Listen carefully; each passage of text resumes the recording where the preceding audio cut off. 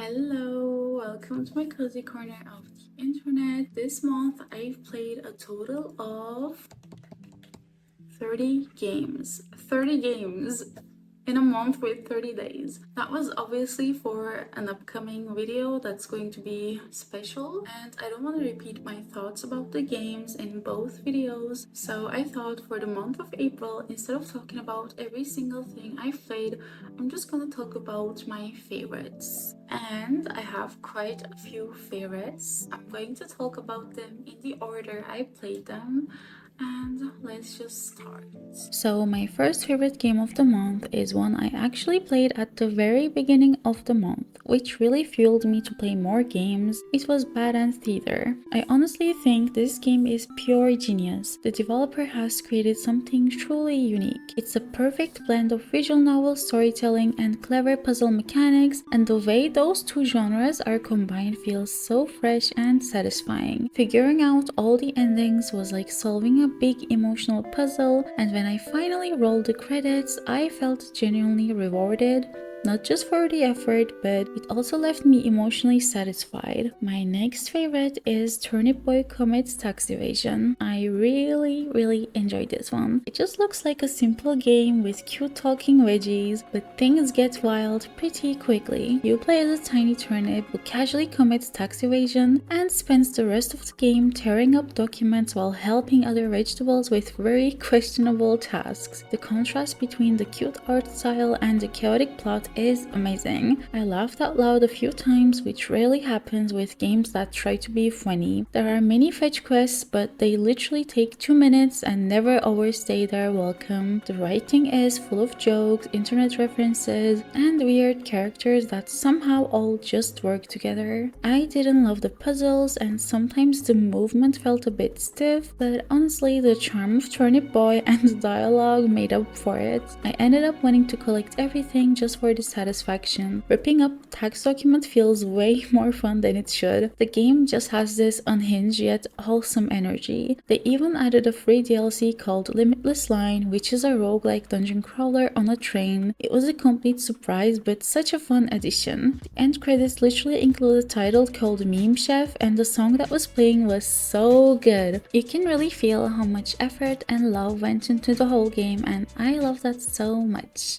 Then there is Sheepy, a short adventure, which felt like the love child of Celeste and Hollow Knight, which are both obviously masterpieces. The soundtrack made my jaw drop, especially A Journey's Pace. It's free and lasts about an hour, but with the collectibles, I think it could give you a really fun 2 hours of game time. There was a sequence that honestly put the biggest smile on my face. It felt really euphoric. If you played the game, I think you definitely know which part I'm talking about. Definitely looking forward to more games from this developer. Then we have Norco, and I feel like I can make a whole video just talking about this game. Almost all the reviews I read of Norco talk about how if you love Disco Elysium, you'd probably love this too. And honestly, even just reading random quotes from Disco Elysium is enough to cheer me up and give me goosebumps. So I was excited to see if Norco would fill the aching gap Disco Elysium left in me. While I do see where the comparisons come from, I think the two games have completely different tones. Disco Elysium gives me hope.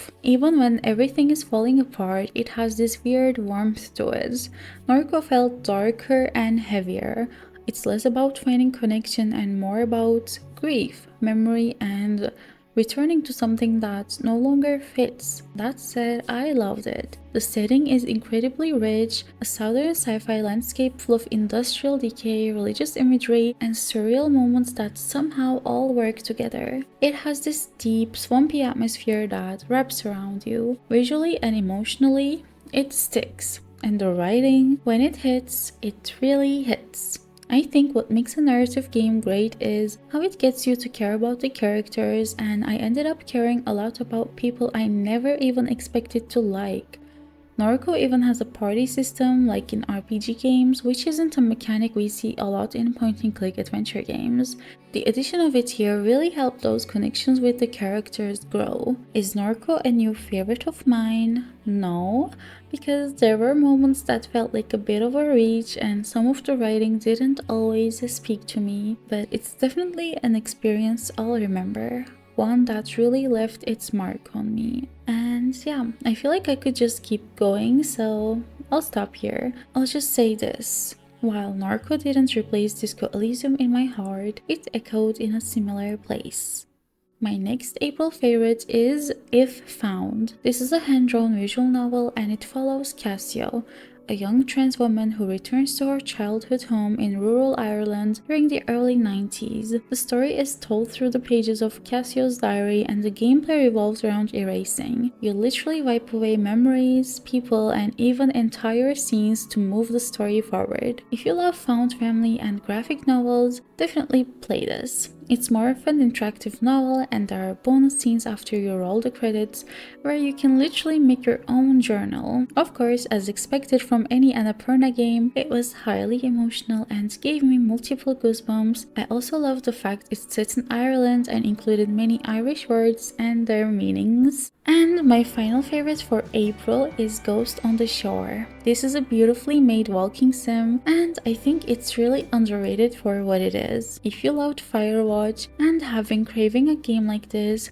might really scratch that itch. Since in this one you're also talking to a companion and making dialogue choices all throughout the game. There are multiple endings, good storytelling, lots of beautiful scenery, an island that you want to keep exploring. I think it really deserves more love. So out of the 30 games I've played this past month, these were my favorites. I hope you find something that seemed interesting to you, and the special video will be coming in the upcoming months. I don't know when yet. I think you can easily guess what the video is going to be about, but I think editing it will take some time, so yeah, I hope you enjoyed this video and I'll hopefully see you next week with a new video or somewhere else on the internet. Bye bye!